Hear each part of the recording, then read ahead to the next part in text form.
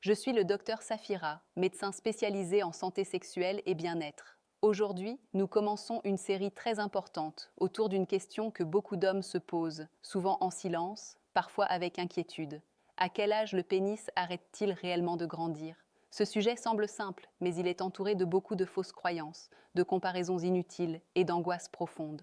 Certaines de ces idées peuvent nuire à la confiance en soi, à la vie de couple et même à la santé mentale. C'est pour cela que nous allons prendre le temps d'en parler calmement, scientifiquement et sans tabou inutile. Restez bien avec moi jusqu'à la fin de cette partie, car ce que je vais expliquer ici va déjà corriger plusieurs idées reçues. Et dans les prochaines parties, nous irons encore plus loin.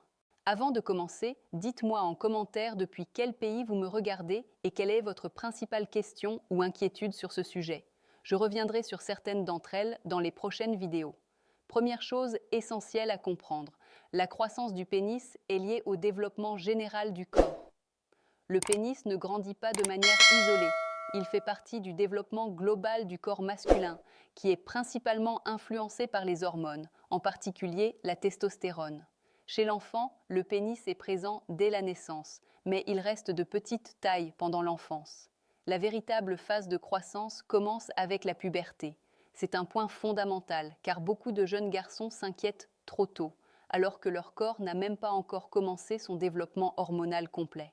À quel moment commence réellement la croissance? La croissance du pénis débute généralement au début de la puberté. Pour la majorité des garçons, cela se situe entre 9 et 14 ans, avec de grandes variations normales d'un individu à l'autre.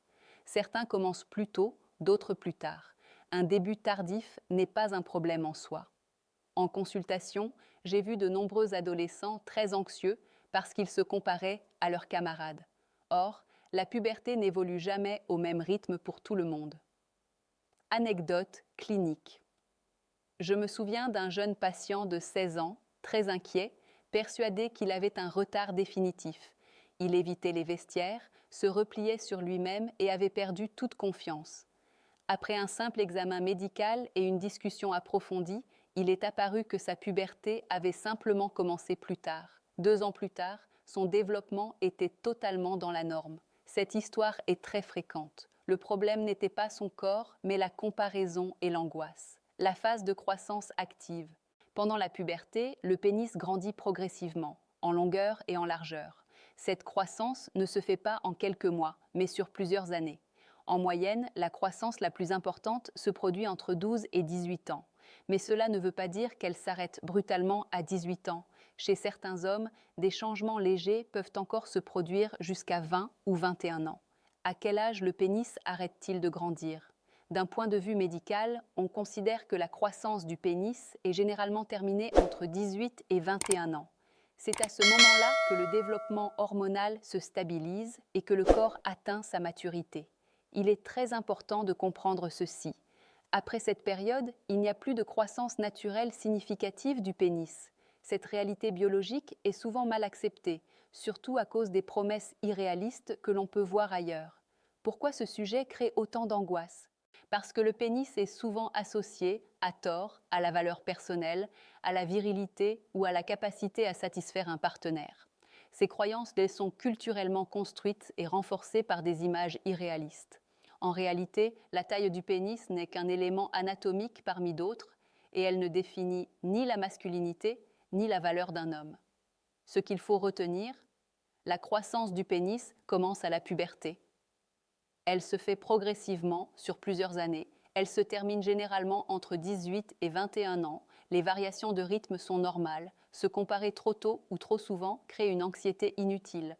Les hormones jouent un rôle central. Le facteur principal de la croissance du pénis est l'action des hormones sexuelles masculines, en particulier la testostérone. C'est elle qui déclenche et soutient les transformations corporelles pendant la puberté. Lorsque la testostérone augmente, plusieurs changements apparaissent progressivement. La voix devient plus grave, la pilosité se développe, la masse musculaire augmente et le pénis commence à grandir.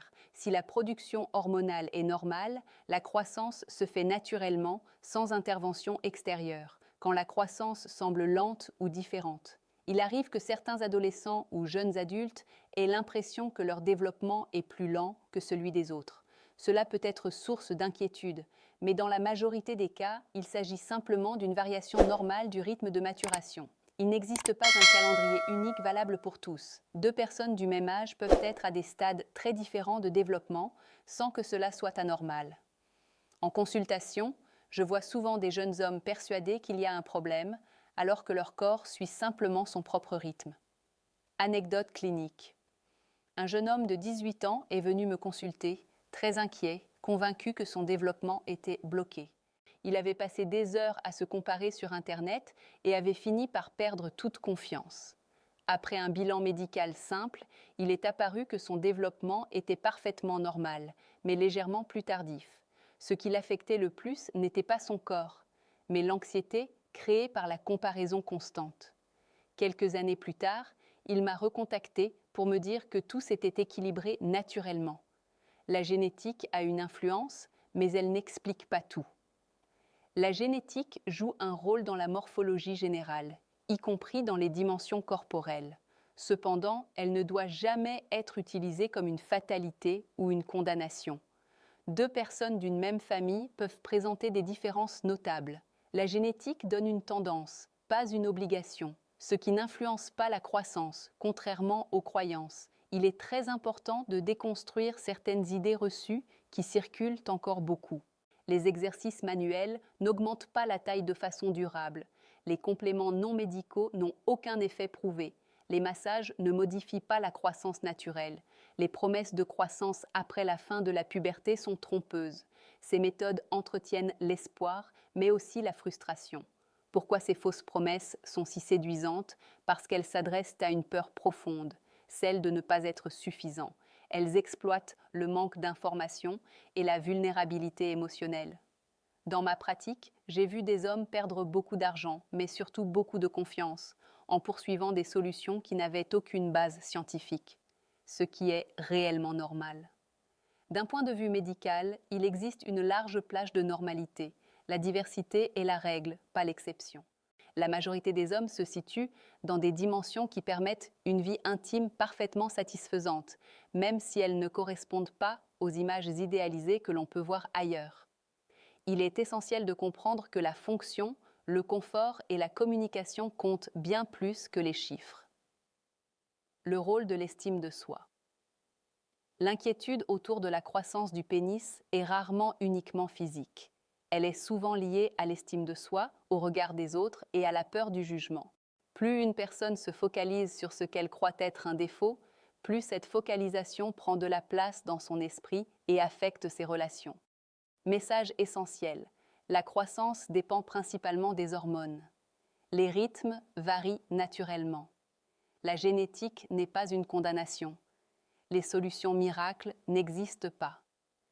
La normalité est beaucoup plus large qu'on ne le croit. À quel âge la croissance s'arrête réellement? D'un point de vue médical, la croissance du pénis est directement liée à la puberté. Chez la majorité des hommes, cette croissance commence entre 10 et 14 ans et se poursuit progressivement pendant plusieurs années. Dans la grande majorité des cas, la croissance s'achève entre 17 et 21 ans.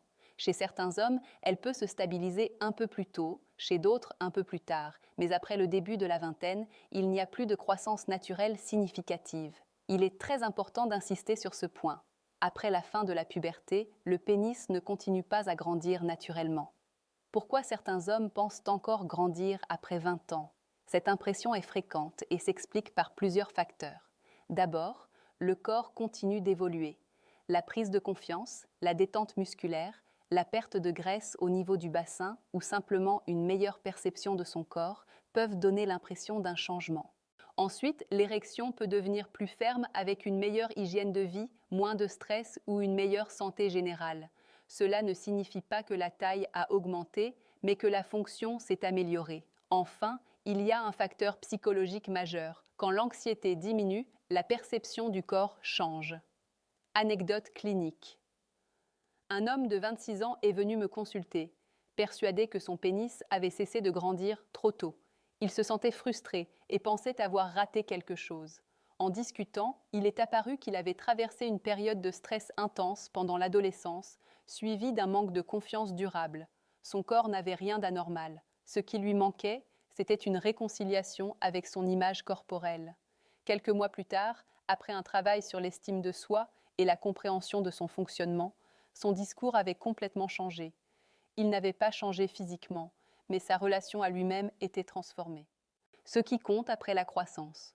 Une fois la croissance terminée, la question essentielle n'est plus la taille, mais la relation au corps. Un pénis n'est pas un objet isolé, il fait partie d'un ensemble, le corps, l'émotionnel, la relation à l'autre, la communication. Dans la vie intime réelle, ce qui fait la différence n'est pas la taille, mais la capacité à être présent, l'écoute de l'autre, la confiance en soi, la communication, le respect du rythme et des besoins. Ces éléments ont un impact bien plus important que n'importe quelle mesure. Pourquoi la comparaison devient dangereuse à l'âge adulte? Beaucoup d'hommes continuent à se comparer longtemps après la fin de la croissance. Cette comparaison ne mène nulle part. Elle alimente l'anxiété, le doute, la perte de spontanéité, parfois même des troubles de l'érection liés au stress. Plus on se compare, plus on s'éloigne du plaisir et de la connexion réelle. Les limites des solutions médicales. Il existe des interventions médicales spécifiques, réservées à des situations très précises et encadrées par des spécialistes. Elles ne sont ni anodines, ni universelles, ni destinées à répondre à un simple complexe. Toute démarche médicale sérieuse commence toujours par une évaluation globale, physique, psychologique et relationnelle. Se lancer dans des solutions extrêmes sans indication claire peut créer plus de problèmes qu'elle n'en résout. Le vrai travail commence souvent ailleurs. Dans mon expérience, lorsque les hommes cessent de focaliser sur la taille, ils découvrent autre chose. Leur capacité à donner et recevoir du plaisir, à être à l'écoute, à créer un climat de sécurité et de désir. C'est souvent à ce moment-là que les relations s'améliorent réellement. Message final de cette série. La croissance s'arrête naturellement après la puberté. Il n'y a pas de retard anormal dans la majorité des cas. La taille n'est pas un indicateur de valeur.